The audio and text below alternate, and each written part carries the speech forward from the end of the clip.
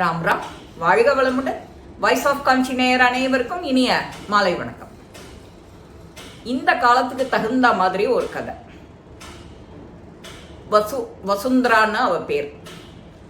அவ செல்வ செழிப்போட இருப்பான், நல்ல அறிவுள்ள பொண்ணு, பண்பான பொண்ணு. அவ ஒரு ஐடியில் வேலை பார்க்குறா. அவளுக்கு கல்யாணம் ஆயிடுது, ஆனால் குழந்தை இல்லை, இனிமே தான் வரணும். இப்போ ரீசண்டாக கல்யாணம் ஆகிருக்கு அவளுக்கு.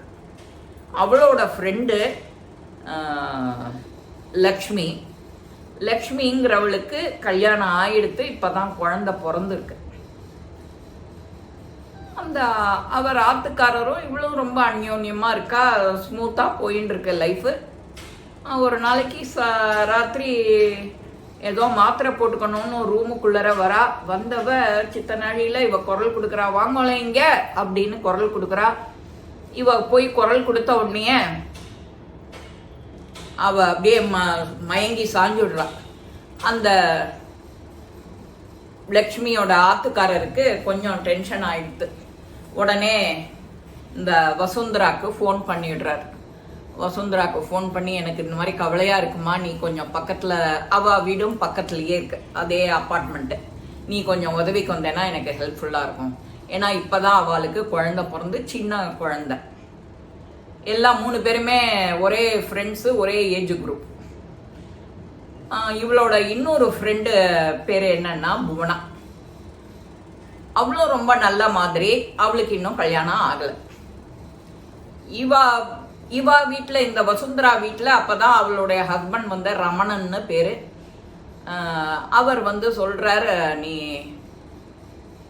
நாளைக்கு போகும்போது ஆஃபீஸில் பேப்பர் போட்டுடும். இவர் ஏற்கனவே சொல்லிட்டு இருக்கா, எனக்கு ரொம்ப டென்ஷனாக இருக்கு, இந்த ஜாப் வேண்டான்னு நினைக்கிறேன். ஆமாம், நீயும் வேண்டாம், போட்டுரு பேப்பரை அப்படிங்கிறார் அவர். இவளுக்கு இந்த மாதிரி நியூஸ் கேட்டு இவளும் ஹாஸ்பிட்டல் வரா. அங்கேருந்து இன்னொரு பொண்ணு, அவள் பேர் புவனா, அவளும் வந்து சேர்ந்துடுறா ஹாஸ்பிட்டலுக்கு. கேட்டால் இந்த வசு ஆத்துக்காரர் அவர்கிட்ட போய் கேட்குறாரு, இப்போ எப்படி இருக்கா அப்படின்னொன்னே. இப்போ கொஞ்சம் பரவாயில்ல, நார்மலுக்கு வந்துட்டா அப்படின்னொன்னே. இவா 2 பேரும் போய் ரூமில் பார்க்குறா. ரூமில் பார்த்துட்டு அவ, என்ன நீங்கள் எல்லாருமே இங்கே வந்திருக்கீங்க, என்ன ஆச்சு, எனக்கு சின்னது தானே, டயர்ட்னஸ் தானே, இன்னைக்கு அட்மிஷன் போட்டிருக்கா, நாளைக்கு மேபி டிஸ்சார்ஜ் பண்ணிடுவா, இதுக்கு எதுக்கு, என்ன ஆச்சு, ஏன் இவ்வளோ கவலையாக இருக்கல எல்லாரும் அப்படின்னு அவ கேட்குறான். உடனே அவ சொன்னதை கேட்டுட்டு, சரி பரவாயில்ல நாங்கள் பார்த்துக்குறோன்னுட்டு, அவள் ஆத்துக்காரர் ஆஃபீஸ் போகணும், நீங்கள் போயிட்டு வாங்க, நான் பார்த்துக்கிறேன், நான் லீவு போட்டுட்டேன் அப்படின்னு சொல்கிறா. 3ஆவதாக வந்தால் ஒழியோ புவனா, அவள் வந்து லீவு போட்டுட்டு இவளை பார்த்துக்கிறா. இந்த ரமணனோட ஒய்ஃபு லக்ஷ்மி, அவள் வந்து வசு, அவள் வந்து ஆஃபீஸுக்கு போகணும், பேப்பர் போடணும். இன்னைக்கு புது வருஷமாக இருக்குது, பேப்பரை போட்டுறேன், எனக்கு இனிமேல் இந்த தலைவலி வேண்டாம் அப்படின்னு அவள் நினச்சிட்டு போகிறா. அது ஆத்துக்காரரும் சொல்லி அனுப்புகிறார், நீ பேப்பரை போட்டுருவியோ இல்லையோ அப்படின்னு. ஆமாம், அதில் ஒன்றும் குழப்பம் இல்லை, அதே தான் செய்ய போகிறேன்.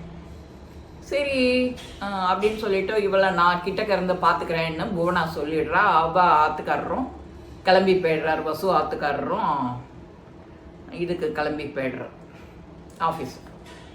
இவா 2 பேரும் பேசிகிட்டு இருக்கா. ஸ்கூல் டேஸு, காலேஜ் டேஸு, ஒன்றா சுற்றினது, அதெல்லாம் கொஞ்சம் இவ ஸ்ட்ரெஸ்ஸை குறைக்கலான்னு அந்த பொண்ணு புவனாவும் வசுவும் பேச ஆரம்பிக்கிறா. பேசின்னு இருக்கா. அவளுக்கு சாப்பாடு கொண்டு கொடுக்குறா.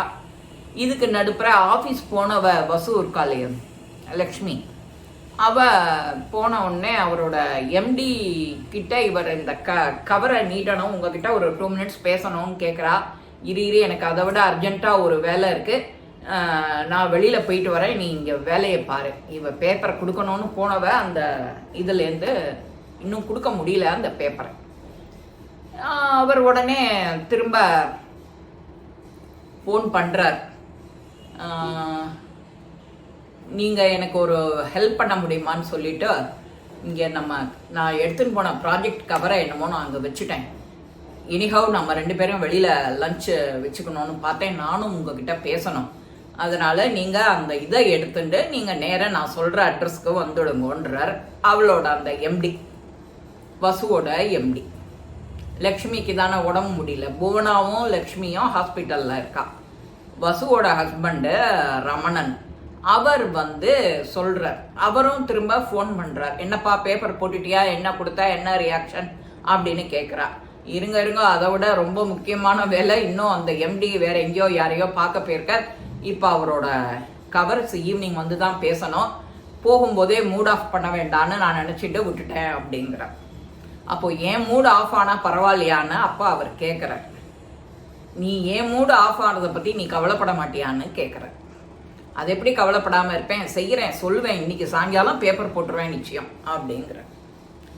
சரின்னுட்டு போகிறா.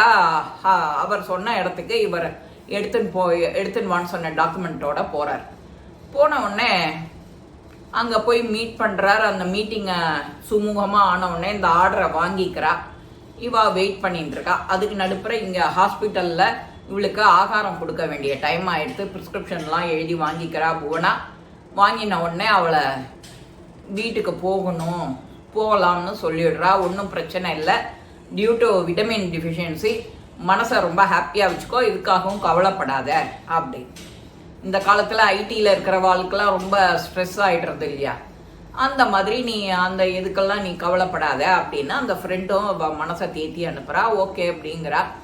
பூனா வந்து மெதுவாக அவள் ஆத்துக்காரருக்கு ஃபோன் பண்ணி சொல்லிவிட்டு வீட்டுக்கு அழைச்சிட்டு வரா. அந்த குழந்தைகளையும் பார்த்துக்கிட்டு அன்றைக்கி நைட்டு முழுக்க அவர் வர வரைக்கும் அங்கேயே இருக்கா.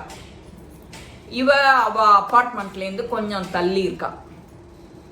இப்போ இதே அப்பார்ட்மெண்ட்டில் இருக்கிற இந்த வசுவும் அங்கே வேலை முடிச்சுட்டு வரணும். சாயங்காலம் பாஸ் மீட்டிங், 2 பேரும் மீட் பண்ணி பேசணும்.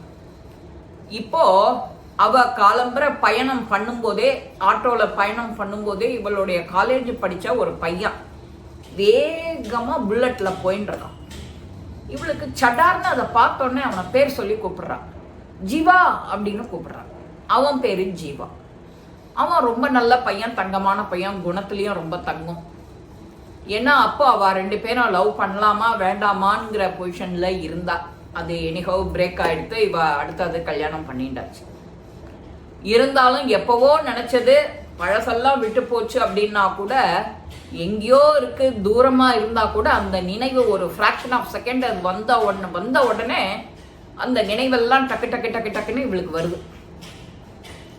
எல்லாத்தையும் சமாளிச்சுட்டு அவள் ஈவினிங் வரா வீட்டுக்கு. அதுக்குள்ளர அந்த பாஸ் என்னமோ பேசணும்னு சொன்னாரே, அவரை என்னடா பேச போறா, எனக்கு நீ பண்ணுற பழகிற விதம், எல்லார்கிட்டையும் நீ பேசுகிற அந்த வேலை, உன்னோட வார்த்தை, இது எல்லாமே எனக்கு பிடிச்சிருக்கு, உன்னோட ட்ரெஸ்ஸிங் சென்ஸ் பிடிச்சிருக்கு, இந்த மாதிரி ஒன்று ஒன்றா சொல்லிட்டு வர்றார். அதனால் எனக்கு உன்னை ரொம்ப பிடிக்கிறது, நீ நன்னாவே எல்லாருக்கும் வேலையும் பண்ணுற, எல்லாருக்கும் ஹெல்ப்பும் பண்ணுற, டென்ஷன் ஆக மாட்டேங்கிற, நீ ஏன் கண்டினியூ பண்ணக்கூடாது அப்படின்னு சொல்கிறார். இவ அந்த கவரை கொடுக்க போகிறதுக்கு முன்னாடியே என்னமோ இதெல்லாம் அவர் எதிர்பார்த்து பேசுகிற மாதிரி அவர் பேசுகிறார். இவ ஒரு மாதிரி தயக்கத்தோடையே வந்துடுறா. வீட்டுக்கு வந்த உடனே ரமணன் கேட்குற கேள்வி, என்ன பேப்பர் போட்டியா? இல்லை ரமணா, என்னோட ஒரு அன்அவாய்டபிள் சர்க்கம்ஸ்டன்ஸ், அதனால் இந்த ஒரு வாரம் மட்டும் நான் போயிட்டு வரேன். அவளுக்கு அந்த கிரிட்டிக்கல், நான் இப்போ பேப்பர் போட்டால் அதுக்கு ரீப்ளேஸ்மெண்ட் ஆள் இல்லை, அது வரைக்கும் போயிட்டு வரேன், அப்புறம் நீ சொல்கிற மாதிரி நான் செஞ்சுடுறேன். சரின்னு அவரும் விட்டு விட்றேன். எப்போவுமே ரீப்ளேஸ்மெண்ட்டுக்கு ஆள் வச்சுட்டா தான் நம்ம எதுவுமே செய்ய முடியும். வீட்லேயே சர்வெண்ட் வரலன்னா அதுக்கு ரீப்ளேஸ்மெண்ட்டு ஒரு ஆள் பார்க்குறோம், சாதாரண சர்வெண்ட்டுக்கே. அப்போது ஆஃபீஸை பற்றி கேள்வியே இல்லை. சரி ஓகே நீ ப்ரொசீட் பண்ண அப்படின்றார். அவரும் பெருந்தன்மையாக விட்டுடுறார். விட்ட உடனே இவ தன்னோட ஃப்ரெண்டை பார்க்கறதுக்கு ஈவினிங் வரா இப்படி வீட்டுக்கு. ஹை வசு, எப்படி இருக்க, என்ன லக்ஷ்மி, புவனா எப்படி இருக்க அப்படின்னு பார்த்துட்டே போகிறதுக்கு வசு வந்திருக்கா. வசுக்கிட்ட அவெல்லாம் பேசுகிறா. இன்னைக்கு எப்படி உன்னோட ஆஃபீஸ் என்னமோ போக போகிறேன், பேப்பர் போட போகிறேன், நீ ஏன் என்ன ஆச்சு அப்படின்ற அதை பற்றியும் சொல்லிட்டு இருக்கா. எதுக்கு சொல்ல வரேன் இந்த மாதிரி கதை, இன்னைக்கு தேதியில் ஒருத்தருக்கு இஷ்டப்பட்டதை கூட நாம் ஆசையாக செய்ய முடியறது இல்லை. அதுக்குள்ளர அவ்வளவு ப்ரெஷர் அவளுக்கு. இது செஞ்சால் இப்படி தப்பாயிடுமோ, இது பேசினா இப்படி தப்பாயிடுமோ அப்படின்னு முதல் அந்த கல்யாணம் ஆகி அந்த குழந்தை இருக்கிறவளும் அப்படியே ஏதோ ஒரு ஸ்ட்ரெஸ்ஸில் தான் அவளுக்கு இந்த விட்டமின் டிஃபிஷியன்சிலாம் வந்துடுத்தோம். அதோட கூட இந்த இது வேற, பத்தாவதுக்கு வீடு, இஎம்ஐ, படாடோபம் பயங்கரம், அந்த மாதிரி இந்த 3ஆவதா கல்யாணம் பண்ணிக்காம சுத்தின்னு இருக்காளே, அவ தான் ரொம்ப ஜாலியா இருக்கா. இருந்தாலும் அவளும் ஒரு கமிட்மெண்ட்குள்ள போகணும். அதுக்காகவும் அவள் யோஜனை பண்ணிட்டு இருக்கா. இவாள்லாம் எப்படி இருக்கா, நம்மளோட க்ளோஸ் ஃப்ரெண்ட்ஸ் எப்படி இருக்கா அப்படின்னு அவளுக்கு ஒரு பாடமாக இருக்கும்னா அவளும் அவளை ஃபாலோ பண்ணுவாள். 3 பேருமே ரொம்ப நல்ல குழந்தைகள், ரொம்ப நல்ல லேடிஸ். இந்த மாதிரி ஒரு லேடிஸ் போயின்னு இருக்கும்போது அவள் குடும்பத்தில் எப்படி ஒரு குழப்பங்கள் வந்தால் அதெல்லாம் மீட் அவுட் பண்ணணுங்கிறதுக்கு 3 பேருமே அட் அ டைம் மனசை விட்டு பேசி அவளோட ஸ்ட்ரெஸ்ஸை அப்படியே குறைச்சிக்கிறா. 3 பேருமே ரொம்ப உண்மையாக இருக்கா. இந்த மாதிரி எல்லார் குடும்பத்திலையும் இன்னைக்கு வாழ்க்கை நடைமுறையில் இருந்தாச்சுன்னா இந்த ஸ்ட்ரெஸ்ஸு, சண்டை, சச்சரவு, ஈகோ எதுவுமே வராது. இதுதான் இந்த காலத்து வேலை. அது வேலை இருக்குது. வேலையை விட வேலை செய்கிற இடத்துல நிறையா இருக்குது, போகிற இடத்துல நிறையா இருக்குது, வர இடத்துல நிறையா இருக்குது. இது எல்லாத்தையும் நாம் மீட் அவுட் பண்ணணும்னா அதுக்கு நீ மனசளவில் ஒன்றை நீ ரெடி பண்ணிக்கணும். அதுதான் முக்கியமாக நான் சொல்ல வர்றது. ஒருத்தரை பார்த்தாலும் எல்லார்கிட்டையும் ஒரு நல்ல விஷயம் இருக்கு அப்படின்னு நாம் எடுத்துட்டு அதை ஃபாலோ பண்ணணும். அதை நீ உனக்கு என்ன வேணுங்கிறத நீ அதை இம்ப்ளிமெண்ட் பண்ணணும். அது ரொம்ப முக்கியம்.